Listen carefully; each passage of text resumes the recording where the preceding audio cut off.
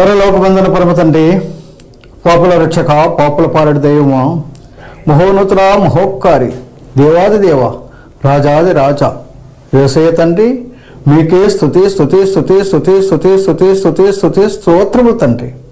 నేను పాపులను రక్షించుటకు తండ్రి, ఆ మోయలేని సులువును మీరు మోసి, ఆ సులువు మనపై రక్తము జాలలుగా కార్చి నేను పాపులను రక్షించారు కదా ప్రభా. మీకే స్తుతి స్తుతి స్తుతి స్తోత్రములు తండ్రి. వేలాది వందనాలు ప్రభా. ఇప్పుడు తండ్రి మీ యొక్క సేవకురాలు ఆలిస్పును స్వామి గారు తండ్రి సువార్తను ప్రకటించబోతున్నారు ప్రభా. నేను ఆమెకు లోతైన మర్మాలు తెలియజేసి కంఠస్వరాన్నిచ్చి చక్కగా నేను సువార్తను ప్రకటించినట్లు ఆమెను ఆశీర్వదించండి ప్రభా. నేను చూసిన వారందరూ నేను స్వస్థపడినట్లు వాళ్ళ కష్టాలు బాధలు తీర్చి వాళ్ళు ఆశ్రయించండి ప్రభా. మీకే స్తుతి స్తుతి స్తోత్రము తండ్రి. ఇప్పటి వరకు మీరు పాపులందరినీ రక్షించిన కొరకు వేలాది వందనాలు ప్రభా. మీకే స్తుతి స్తుతి స్తుతి స్తోత్రాలు చెల్లించుకుని రానయ్యన్న యేసయ్య నామములో ప్రార్థిస్తున్నాము తండ్రి, ఆమేన్. ఫాస్టింగ్ ప్రేయర్ ఫెలోషిప్ తరపున దేవునికి స్తోత్రం. మీకందరికీ వందనాలు. వాక్యానికి ముందు సహోదరి గురించి 2 మాటలు. సహోదరి దేవుని నమ్మక ముందు విగ్రహారాధన చేస్తూ దేవునికి దూరంగా ఉన్నప్పుడు దేవుడు ఆమెను ఏర్పరచుకొని మహిమగల సువార్త ప్రకటించమని దేవుడు చెప్పగా ఆమె ఆ విధముగా సువార్త ప్రకటిస్తూ వచ్చును. పరిశుద్ధాత్మ చేత నింపబడిన ఆ సహోదరి ఎన్నో కృపా వరాలతో స్వస్థత వరము, వాక్య పరిచర్య వరము, దేవుని పట్టిన వారికి ప్రార్థన చేసినప్పుడు వారికి విడుదల, క్యాన్సర్ గడ్డలు, గర్భసంచి వ్యాధులతో బాధపడుతున్న వారికి ప్రార్థన చేసినప్పుడు వారికి స్వస్థత కలిగను. అలాగే పల్లెల్లోనూ తిరిగి సువార్త ప్రకటించారు, వీధి వీధుల్లో పత్రికలు పంచారు, వీధి సేవ చేశారు, జైలు పిల్లలకు వెళ్ళి సువార్త ప్రకటించారు. ఈ విధంగా డ్రామాల ద్వారా, సండే స్కూల్ పిల్లల ద్వారా దేవుని సువార్తను ప్రకటిస్తూ ఉన్నారు. దేవుని కొరకు చక్కగా వాడబడుతున్నారు. మాంత్రికులు, చేతబళ్ళు చేసిన వాళ్ళు ఈ విధంగా వారి కొరకు ప్రార్థన చేసినప్పుడు వారికి కూడా విడుదల కలిగింది. దేవుని శక్తి ద్వారా ఆమె సువార్త ప్రకటిస్తుండగా ఈ విధంగా ఎన్నో అద్భుతాలు, స్వస్థతలు దేవుడు ఆమె చేత చేయిస్తూ సువార్త సేవ చేయించుకుంటున్నారు. అన్యుల మధ్య పరిచర్య చేసినప్పుడు అన్యులందరూ దేవుని దగ్గరకు వచ్చి ప్రభుని నమ్ముకుంటున్నారు. తెలుగు తెలియని ఒక సహోదరి దేవుని స్వరము విన్నప్పటి నుంచి తెలుగు భాష నేర్చుకుని తెలుగుతో మాట్లాడుతూ మినిస్ట్రీ చేస్తూ దేవుని కొరకు ఎంతో నమ్మకంగా సేవ చేస్తున్నారు. ఇప్పుడు దేవుని వాక్యం అందిస్తారు, విని దేవుని మహిమ. దేవునికి స్తోత్రములు. మీ అందరికీ నా వందనములు. మరి ప్రార్థన చేస్తా ఉన్నాము, ఫోన్ చేసుకుంటున్నారు, ప్రేయర్ చేసుకుంటున్నారు, జవాబు కూడా ఇస్తా ఉన్నారు. బాగైంది సిస్టర్, మీరు ప్రార్థిస్తే మాకు బాగుందని మళ్ళీ చేస్తున్నాం, ఏమనుకోకండి అని చెప్తున్నారు. నేను అన్నా, ఒక బ్రదర్కి రోజు చేయకండి, మీకు ఎప్పుడు కష్టంగా ఉందో, అపాయంగా ఉందో, బాధలుగా ఉందో అప్పుడు చేయండి అంటే రోజు బాధే మాకు అని అంటా ఉన్నారు.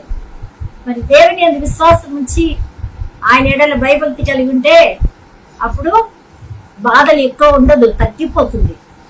కానీ నీతిమంతులకు శ్రమలు వస్తాయి, బాధలు వస్తాయి. సగిస్తే ఆశీర్వాదంగా పైకి వస్తుంది. దేవుడు అత్యధికంగా దీవిస్తాడు.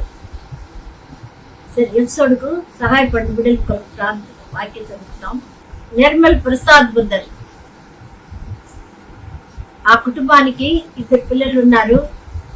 మరి చిన్న బాబుకి గర్భఫలం, అమితాకు గర్భఫలం కావాలి. ప్రార్థించండి, నేను ప్రార్థిస్తున్నాను. దేవుడు వాళ్ళకు కూడా గర్భఫలం ఇవ్వాలని ఆశపడుతున్నాను. పెద్ద కుమారుడు, కోడలు విదేశాల్లో ఉన్నారు. మరి ప్రసాద్ బుద్ధకు, నిర్మలా సౌగరికి ఆరోగ్యం కొరకు ప్రార్థన చేస్తాము. దేవునికి స్తుతి స్తోత్రములు. అదేవిధంగా శైలజ గుర్రపు సురేష్ గారు, వాళ్ళ కుటుంబానికి కూడా నేను నిండు వందనాలు. పెద్ద బాబుకు బిజినెస్ పెట్టి వివాహం కావాలి, చిన్న బాబుకు జాబ్ కావాలి. మరి వాళ్ళిద్దరికి మంచి ఆరోగ్యం కావాలి. నాన్నమ్మకి కూడా ఆరోగ్యం కావాలని, అమ్మమ్మకు ఆరోగ్యం కావాలని ప్రార్థించండి. నేను ప్రార్థిస్తున్నాను. ఆ కుటుంబానికి నిండు వందనాలు చెల్లించుకుంటున్నాను. విజయలక్ష్మి సహోదరి రఘుమూర్తి గారు, ఆ కుటుంబానికి కూడా నా నిండు వందనాలు. మరి సత్య కుటుంబం, రాజకుమార్ కుటుంబం, దేవునికి స్తోత్రం. మరి యాలిస్ గర్భఫలం దేవుడిచ్చాడు, సుఖప్రసవం కావాలని ప్రార్థించండి. ఒకే చోట ఉండాలి భార్య భర్తలని కూడా ప్రార్థించండి. ట్రాన్స్ఫర్ అయ్యి ఒక చోటికి వెళ్ళాలి, అయింది కానీ సంపూర్ణంగా బ్యాంక్ వాళ్ళు విడుదల చేయలేదు. దాని కొరకు దేవునికి వందనాలు. ఆ కుటుంబానికి కూడా దేవుని దీవెనలు. వాక్య భాగానికి వెళ్దాము. పేతురు రాసిన మొదటి పత్రిక 2వ అధ్యాయము 8వ వాక్యం. కట్టువారు వాక్యమును అవిధేయులై తొట్టిల్లుచున్నారు, దానికే వారు నియమింపబడిరి. ఓయమ్మా, అయితే మీరు చీకటిలో నుండి ఆశ్చర్యకరమైన తన వెలుగులోకి మిమ్మల్ని పిలిచిన వాని గుణాతిశయములను ప్రచురింపు చేయి నిమిత్తము ఏర్పరచబడిన వంశమును, రాజులైన యాజక సమూహము, పరిశుద్ధ జనమును, దేవుని సొత్తైన ప్రజై ఉన్నారు. దేవునికి స్తోత్రం. ప్రార్థించుకుందాం. దయగల దేవా, కృపగలనైనా పరిశుద్ధుడా, నీకు వందనాలు, స్తోత్రములు తండ్రి. చదివిన వాక్యాన్ని వివరించడానికి యోగ్యత లేని నన్ను మరుగుపరుచుకొని పరిశుద్ధాత్మ దేవా మీరే వచ్చి మాట్లాడమని ప్రార్థిస్తున్నాను. పరిశుద్ధుడా, నువ్వు మాట్లాడితేనే గొప్ప కార్యం జరుగుతాయి. మీరు మాట్లాడితే వింటున్న వారికి స్వస్థత, అద్భుతాలు. దేవా నువ్వే మాట్లాడనైనా, మీ నామానికి మహిమ కలగా విన్న వారికి మేలు కలిగినట్టు మాట్లాడి మీ నామానికి మహిమ తెచ్చుకోమని, మా కొరకు రక్తం చిందించి మరణించి తిరిగి లేచిన యేసుక్రీస్తు ఘనమైన శక్తి గల నామంలో స్తుతిస్తూ సహాయం కోరి వినయంతోడి వేడుకుంటున్న పరలోకముందున మా తండ్రి, ఆమేన్. ప్రియులారా, చదివిన వాక్యంలో 8వ వచనంలో, మొదటి పేతురు 2:8 కట్టువారు వాక్యమును కని అవిధేయులు తొట్టిల్లుచున్నారు. అంటే ఆయన వాక్యానికి అడ్డుపడువారు అడ్డుబండయ్య అవుతారు కదా. కనుక అడ్డుబండ వస్తే వాక్యానికి అవిధేయులుగా ఉంటే ఏమవుతారు? తొట్టిల్లుతారు. రాత్రిలో గుడ్డివాడిపోతే ఎలా ఉంటారు? పడిపోతారు కదా. గుడ్డివాడు ఎట్టైనా పోతారు కానీ వెలుగులో ఉన్నవాడు, కళ్ళలో ఉన్న వాళ్ళు రాత్రిళ్ళు పోలేరు. ఆ రీతిగా దేవుని వాక్యానికి అవిధేయులు వింటారు కానీ అవిధేయులుగా ఉంటారు. కన్ను కనపడుతుంది కానీ చీకటిలో సంచరిస్తూ ఉంటే వాళ్ళు అవిధేయులుగా తొట్టిల్లుతూ ఉంటారు. వాక్యం తెలిసి కూడా తొట్టిల్ల వారు వీరు. అవును పిల్లరా, అడ్డరాయి అడ్డుపడ్డయు ఆయను.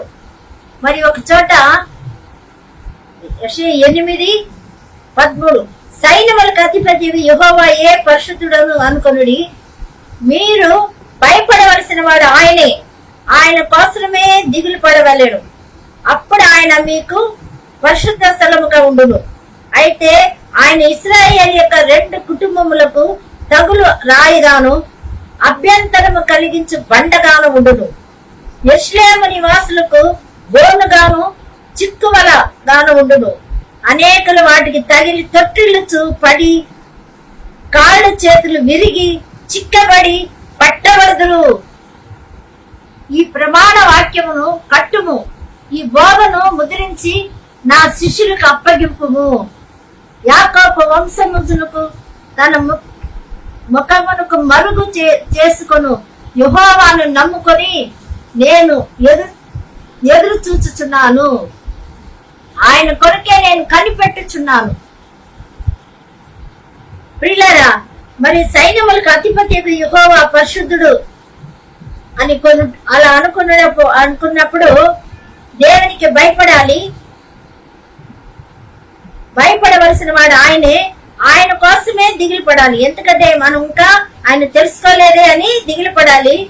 అప్పుడు ఆయన పరిశుద్ధ స్థలంగా ఉంటాడు. ఆయన కోసం ఎప్పుడైతే మనం భయపడతామో, ఎప్పుడైతే ఆయన కొరకు ఎదురు చూస్తామో, పశ్చాత్తాపడతామో, అప్పుడు ఆయన మనకు పరిశుద్ధ స్థలంగా ఉంటాడు.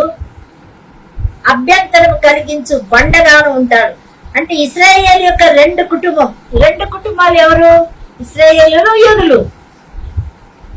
ఆ 2 కుటుంబానికి ఎలా ఉన్నాడంట? తగులు రాయిగాను అభ్యంతరము కలిగించు బండగాను ఉండును. అభ్యంతరము రోమ 9:33 ఒకసారి చూస్తాం. రోమా 9:33. ఇదిగో నేను అడ్డు రాతిని అడ్డు బండను సియోనులో స్థాపించున్నాను, ఆయన యందు విశ్వాసం ఉంచేవాడు సిగ్గుపరచబడడు అని వ్రాయబడిన ప్రకారం వారు అడ్డు రాయి తగిలి తొట్టిల్లి పడిరి. చూడండి, విశ్వాసం ఉంచలేరు కాబట్టి తొట్టిల్లి పడతారు. అడ్డు రాతిని అడ్డు బండను సియోనులో స్థాపించింది ఎవరు? ఇక్కడ చూస్తాం, సైన్యములకు అధిపతి యెహోవా అని చూసాము. ఇశ్రాయేలు 2 కుటుంబాలకు ఏం చేశాడు? రాయిగాను అభ్యంతరం కలిగించే బండగాను ఉంటాడు అని చూస్తాం. కానీ అలా అడ్డుపడి అలా చేస్తా కూడా మరి నిజంగానే మనం ఏం చేయాలా? ఒక్కొక్కసారి అనేకలు వాటికి తగిలి తొట్టిల్లుచు పడి కాళ్ళు చేతులు విరిగి చిక్కబడతారు. అంటే 5 ఏళ్ళై తొట్టిల్లితే కాళ్ళ చేతులు విరగబడి చిక్కబడి పట్టుబడతారు. అంటే ఎప్పుడైతే మనకు శ్రమలు వచ్చి ఎక్కువ విరిగిపోతుందో, ఎప్పుడైతే నడవలేకపోతున్నామో, ఎప్పుడైతే కష్టపడుతున్నామో అప్పుడు దేవునికి చిక్కుపడతాము. అప్పుడే దేవుని మనం హృదయపూర్వకంగా అంగీకరిస్తాము. అందుకని ఈ శ్రమ శోధింపబడిన మీదట నేను సువర్ణమై మారెదను. హల్లెలూయా హల్లెలూయా హల్లెలూయా ఆమేన్ ఆమేన్. అవును ప్రియులారా, యోబు 23:10 అదే రాయబడింది. శోధింపబడిన తర్వాత నేను సువర్ణంగా మారుతాను అన్నాడు. యోబు గారికి శ్రమ మనకు వచ్చిందా? లేదు కదా. కనుక అలాంటి శ్రమల్లో కూడా ఆయన ఏం చేశాడు? విడిచిపెట్టలేదు. సాతాను శోధనకు, సాతాను ఉరికి కూడా ఆయన తొట్టిలేదు. మరి సగించాడు, ఓర్చుకున్నాడు, జయించాడు ప్రభు వైపు చూస్తూ. కనుక అలాగే మనం కూడా అవిధేయులుగా ఉంటే చిక్కబడతాము. అయితే విశ్వాసం ఉంచిన వారు సిగ్గుపడరు, ఆయన పరిశుద్ధ స్థలంగా ఉంటారు దేవుడు మనకు. కనుక మనం ఎప్పుడైతే ఆ బోధలో చిక్కబడు బలగానం ఉండును. కనుక అలా చిక్కబడితే, కాళ్ళ చేతులు విరగబడితే కట్టబడతాము. ప్రమాణ వాక్యమును కట్టుము. ఈ బోధను ముద్రించి ఆ శిష్యులకు అప్పగించాడు దేవుడు. చూసారా, యెషయా ప్రవక్త ద్వారా మాట్లాడినాడు. ఇక్కడ రోమా పుస్తకంలో పౌలు చెప్తున్న మాటలు చూస్తున్నాం. కనుక ఆయన యందు విశ్వాసం ఉంచేవాడు సిగ్గుపరచబడడు. అవును అని రాయబడిన ప్రకారము అడ్డు రాయి తగిలి తొట్టిల్లి పడిరి. కనుక విశ్వాసం లేక తొట్టిల్లి పడతారు. విశ్వాసం ఉంచిన వారు ఏమవుతారు? సిగ్గుపడరు అని చూస్తున్నాం. కనుక ప్రియులారా, మరి యెషయా 9:1 కూడా చక్కటి వాక్యాలు. 9 మొదటి నుంచి ఆయనను వేదన పొందిన దేశం మీద మబ్బు నిలవలేదు. ముందు కూడా ఒకసారి ధ్యానించాము. వేదన పడే దేశమందు దుఃఖపడి వేదన పడితే మబ్బు నిలవలేదు. పూర్వకాలమున ఆయన జెబులోను దేశమును నఫ్తాలి దేశమును అవమానపరిచెను. అంత్యకాలమున ఆయన సముద్ర ప్రాంతమును అనగా యోర్దాను అద్దరిని అన్యజనుల ప్రదేశమును మహిమగల దానిగా చేయుచున్నాడు. హల్లెలూయా, దేవునికి స్తోత్రం. అవును ప్రియులారా, మనమందరూ కూడా అన్యజనాలుగా ఉండి వచ్చే వాళ్ళమే. దేవుని అన్యజనుల ప్రదేశం మహిమగల దానిగా చేయుచున్నాడు. చీకటిలో నడిచి జనులు గొప్ప వెలుగు చూచుచున్నారు. మరణ ఛాయలో దేశ నివాసుల మీద వెలుగు ప్రకాశించును. నీవు జనమును విస్తరింప చేయుచున్నావు, వారి సంతోషమును వృద్ధిపరచుచున్నావు. ఆమె దేవునికి స్తోత్రం. ప్రియులారా, అన్యజనులు మరుగగా ఉన్న ఈ వాక్యము బయలుపరిచినప్పుడు వెలుగుతో నింపబడుతున్నాము. ఈ వెలుగు ప్రకాశం ఉంది మన మీద, ఆయన మహిమ ప్రకాశిస్తూ ఉంది. కనుక ప్రియులారా, మన ధన్యులము. మరణ ఛాయ గల దేశము మీద వెలుగు ప్రకాశించును. నీవు జనులను విస్తరింప చేయుచున్నావు, వారి సంతోషమును కూడా వృద్ధిపరచుచున్నావు. కోత కాలమున మనుషులు సంతోషించినట్లు, తోపుడు సొమ్ము పంచుకొని వారు సంతోషించినట్లు వారు నీ సన్నిధిని సంతోషించుదురు. హల్లెలూయా. ఎవరు లేకున్నారా? దిక్కు లేకుండా ఉన్నారా? ఉండి కూడా దిక్కు లేని అనాథలుగా ఉన్నారా? ఇదిగో దేవుడు సంతోషపరుస్తాడు, ఆయన వెలుగులో నడిపిస్తాడు. విశ్వాసం ఉంచండి, నిరీక్ష ఉంచండి, నమ్మకం మాత్రం ఉంచండి. ప్రభు గొప్పవాడు, ఆయన వెలుగులో నడిపించడానికి, ఆయన మహిమలో నింపడానికి, వృద్ధి చేయడానికి, సంతోషపరచడానికి ఇష్టపడుతున్నాడు. అవును ప్రియులారా, అంత గొప్ప దేవుడు.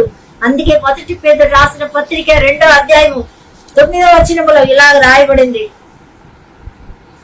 మీరు చీకటిలో నుండి ఆశ్చర్యకరమైన తన వెలుగులోకి మిమ్మల్ని పిలిచిన వారి గుణాతిశయములను ప్రచురము చేయ నిమిత్తమే ఆయన పిలిచాడు.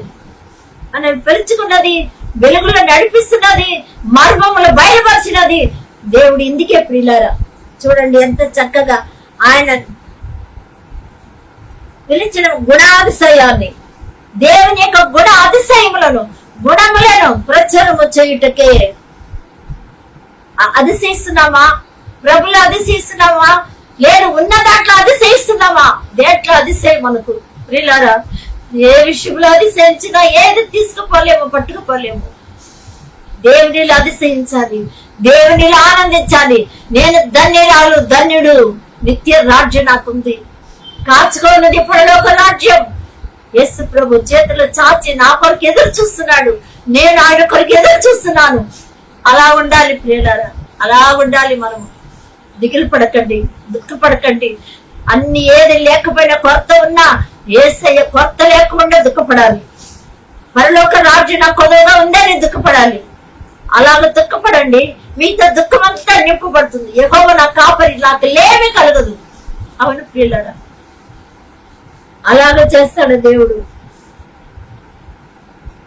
వెలుగులోకి మిమ్మల్ని పిలిచిన గుణాతిశయం ప్రచురించుకు ఆయన ఏర్పరచుకున్నాడు. రాజులైన యాజక సమూహం, పరిశుద్ధ జనమును, దేవుని సొత్తు, పరిశుద్ధ జనాంగం. మనం ఎవరనుకున్నారు? పరిశుద్ధ జనాంగం, దేవుని సొత్తు ప్రజలై ఉన్నారు. దేవుని సొత్తు, మీరు ఎవరి సొత్తు? విలువబెట్టి కొనబడిన వారము, యేసు రక్తములో కొనుక్కున్నారు. అమ్మ నాన్న రక్తములో వాళ్ళు ఒక్కొక్కసారి అమ్మని దూషిస్తాం, తల్లిని దూషిస్తాం. తల్లిని ఎన్ని పెట్టినా ఏం పెట్టావని అన్న కూడా పెట్టలేము వయసు అయిపోతే. కానీ ప్రియులారా, ఈ రక్తము పరిశుద్ధ రక్తం, మన కొరకు కార్చబడిన రక్తం, విలువ పెట్టి కొన్నారు ప్రభు. పరిశుద్ధ జనాంగంగా ఉండడానికి, పరిశుద్ధ జనాంగంగా ఉండడానికి కొనబడిన వారము. ఆయన నామాన్ని ప్రచురం చేయాలని ఏర్పరచుకున్నాడు. అంతేకాదు, దేవుని సొత్తు అయిన ప్రజగా ఉన్నాము. ఒకప్పుడు ప్రజలు ఉండక ఇప్పుడు దేవుని ప్రజలైతిమి. ఒకప్పుడు లోకపు ప్రజలు, ఇప్పుడు దేవుని ప్రజలు. హల్లెలూయా. ఒకప్పుడు కనికరింపబడక ఇప్పుడు కనికరింపబడితిమి. ఒకప్పుడు కనికరింపబడలేదు, ఇప్పుడు కనికరింపబడితిమి. దేవుని కనికరం పొందినారా? దేవుని కనికరము రుచి చూసారా? రుచి చూస్తే ప్రచురణ చేస్తాం. తెలియని వారికి, ఈ రుచి చూడని వారికి, ఈ సంతోషం అనుభవించలేని వారికి ప్రచురణ చేస్తామా? ప్రియులారా, దేవాది దేవుడు మనల్ని అందుకే ఏర్పరచుకున్నాడు. ఒకప్పుడు కనికరింపబడలేదు, ఇప్పుడు కనికరింపబడుతుంది అని దేవుడు మనల్ని తెలియపరుస్తున్నాడు. కనుక 1 యోహాను పత్రిక 1వ అధ్యాయము 17వ వచనములో ఇలాగ రాయబడింది, ఆయన వెలుగులో ఉన్న ప్రకారము మనమును వెలుగులో నడిచిన ఎడల మనం అన్యోన్య సహవాసము గలవారమై ఇందుము. ఆయన కుమారుడైన యేసు రక్తము ప్రతి పాపము నుండి మనల్ని పవిత్రులుగా చేయును. మనం పాప లేని వారమని చెప్పుకొని ఎడల మనల్ని మనమే మోసపుచ్చుకుందాము. అవును ప్రియులారా, అలా మోసపుచ్చుకుంటాము. సాతానుడు అడ్డుపడతానే ఉంటాడు, అడ్డుపడతాడు, అన్నిటికీ అడ్డుపడతాడు. మనకి వాక్యానికి అడ్డుపడతాడు, ప్రార్థనకు అడ్డుపడతాడు. కనుక ప్రియులారా, వాటికన్నిటికి భయపడకూడదు. సాతానా, నేను బంధిస్తున్నాను అనాలా. అడ్డుపడే వాడిని బంధించాలి, అప్పుడు వాడు పారిపోతాడు. మనుషుల్లో నుండే చేస్తాడు ఈ పనులన్నీ కూడా. కనుక మనం దేవుని లోబడి, దేవుని వాక్యానికి ప్రార్థనకి లోబడి ఉంటే వాడిని ఎదిరిస్తాము. దేవుడే చెప్పాడు, యాకోబు పత్రిక 4:7 అన్నాడు, దేవుని వాక్యానికి లోబడు, సాతాన్ని ఎదిరించు అన్నాడు. కనుక మనం ఎదిరించాలి, అడ్డుపడే వాళ్ళని ఎదిరించాలి. దేవుని వాక్యానికి అడ్డుపడే వాళ్ళు, దేవుని ప్రార్థనకు అడ్డుపడే వాళ్ళని ఎదిరించాలి ప్రియులారా. దేవుడే చెప్పాడు, భయపడకూడదు, ఎదిరించాలి, సాతాన్ని బంధించాలి. అప్పుడు వాడు పారిపోతాడు.